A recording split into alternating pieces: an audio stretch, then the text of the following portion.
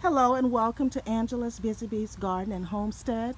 And I'm out here with my garden girl Ava. Hi.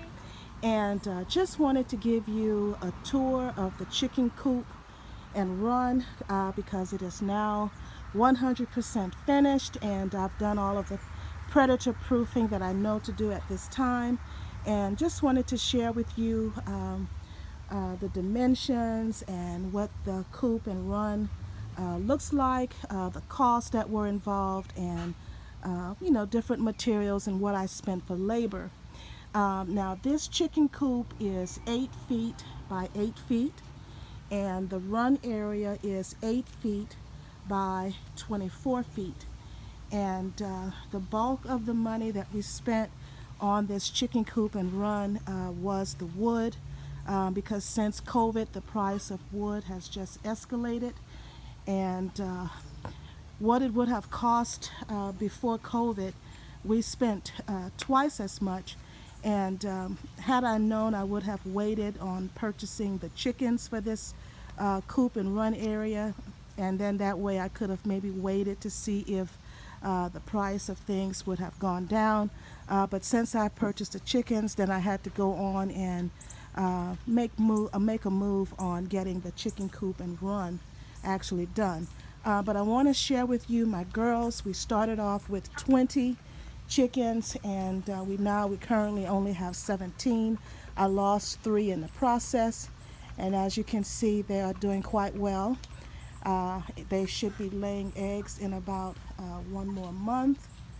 And Ava has collected the eggs from the other chickens this morning. Ava, let me see what you have so far. Okay, beautiful. Our girls lay brown, white, and we also have 2 chickens that um, give us green eggs. But these are the girls here. They have really been enjoying their coop and run area. And as you can see, this is the door that we enter and exit to get inside of the run area. And we have hung hanging baskets up here, and I'll take you around to the other side. This is the back of the chicken coop.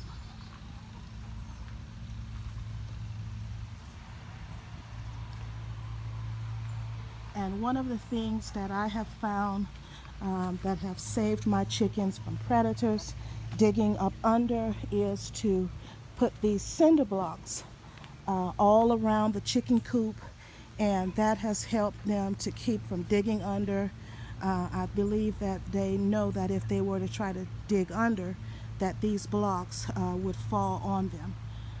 But as you can see here, we also went with the roofing so that they would not be exposed to rain or snow, anything like that. Um, as I've stated, the project really cost me a lot of money in terms of the wood at this particular point during this pandemic. Um, the boards that we used for the roofing, I started off, they were $40 when we started the project. And by the time we got to the run area, the price had gone up to $50 a board. Of course, all of the 2x4s and all the wood used, the price just went up, if not twice as much, triple times as much as it was before COVID. I've also added hanging baskets just for a little beauty to the coop. And as you all notice, I live in a residential suburban area, and I am on the corner lot, and so I wanted something that would be, would look nice and would fit in with the property. But all in all, this project cost me about $1,600, and out of the $1,600, I would say $600 went towards labor. Here are the nesting boxes, and of course my girls are not laying as of yet. I'm expecting them to lay in about another month. But here's their nesting boxes, and there are 5 of them.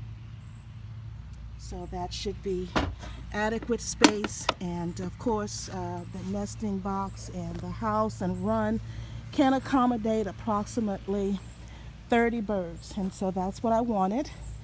Um, I also saved money on the door and the windows because these were materials that I had hanging around in the garage. I also saved money on the shingles for the roof. They're normally about $37, and I was able to get them for 10 because the bag that they come in were busted. I used the linoleum flooring inside of the coop because it would be easy to clean up or to slide the wood shavings and what have you from the floor out. And so I got the linoleum for $5. It was a end of the row piece, and so I was able to get it for a really good price. So I did try to save money where I could, but of course I couldn't get around the exterior wood, the plywood, and other things that were needed. And as I've stated, we went on and I've placed cinder blocks around this entire coop. But on this side of the coop, I've decided to create a raised bed so that I could grow vegetables that love the shady, a more shady climate. And also, I could also plant some things in here that the chickens love, such as kale, um, turnips, mustards, any leafy vegetables they love. And so all of that would be able to do well in a shady area. Now, my raised bed here is not perfectly straight because we have a lot of large tree roots. And so where you see where it is not straight, there's a tree root up under it. But nonetheless, it's here and it's in place. But just wanted to share with you, this is the final project of the chicken coop and run.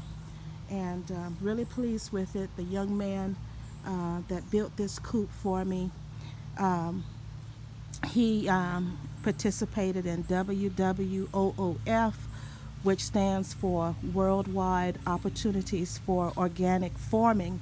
And he desires to be a farmer and own a lot of land one day. And so he has been going around to different parts of the country that he's interested in and just learning from other farmers.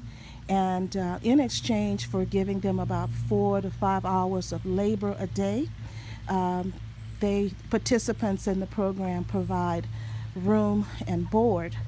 And so he finds it also as a way to travel and then also gain some knowledge about farming, farm animals, what have you. And so I'm so happy because he was able to work with my budget because I had to um, build this in stages. And so he also works a full-time job and does some other things on the side. And so it also worked well for him as well because he was able to take breaks, 2-week break or a week break, and then come back and do a little bit more, which was a blessing. And this is our final project. And as you can see here, the chicken wire. Yes, we purchased about 4 50-feet rolls of chicken wire. And he has the chicken wire stapled all the way up to the top, to the roofing area here. And so that should help keep anything from getting in through the top. And as I've stated, the cinder blocks help to protect them on the bottom. But the girls are really, really happy with their environment. You may be thinking, $1,600 is a lot of money, but I have purchased a lot of these coops that you see here, and I have had to do all sorts of things to try to maintain it because the wood that they're built with does not last. And so I have been, just trying to make it work. For example, here behind this particular coop, coyotes got into here and tore up the wood and killed every last one of my chickens. And so this is how I've been able to put it together to make this chicken coop still, usable. But as I've stated, the wood that it's made from, it's not the best quality. And because I've been selling eggs at the farmer's market and have some other ideas in mind of what I would like to do in the future. And so I wanted something, more solid, something more stable that I could have for many years. And so here is my chicken coop and run. And now I'm going to take you inside so you can see what the coop looks like in the inside. And this is what the inside of the coop looks like. And you see their perch. We've added some more chicken wire on the inside of this window because for some reason the window opens from the outside. So we added chicken wire to the window on the inside to keep anything from trying to get in. And this is where they enter and exit the run area. I have it covered off so that I can keep them out, so that I can show you the inside of the coop. But as you see, two of the girls that are peeping out of the nesting box over there were able to manage to come in. But I've put down vinyl flooring, which I got a scrap piece for $5 from Lowe's.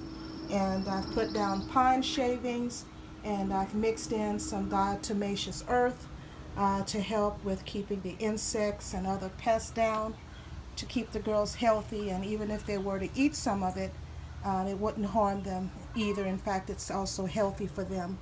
But there are 5 nesting boxes, and the interior part of the coop is 8 feet by 8 feet in diameter. Okay? And so if you noticed, we went with the color of a light green to match the color of the house and garage. That way it would flow pretty well together. And we now have a total of 33 chickens here on the homestead. We have 17 here that are not quite laying yet. They should be laying eggs in about another 3 to 4 weeks.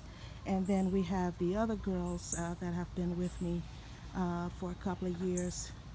Well, some a little younger, but we have 16 of them, and with 17 with the new totals 33 birds. Okay guys, so this is completes the tour of our chicken run and chicken coop, and hope that you've enjoyed this video.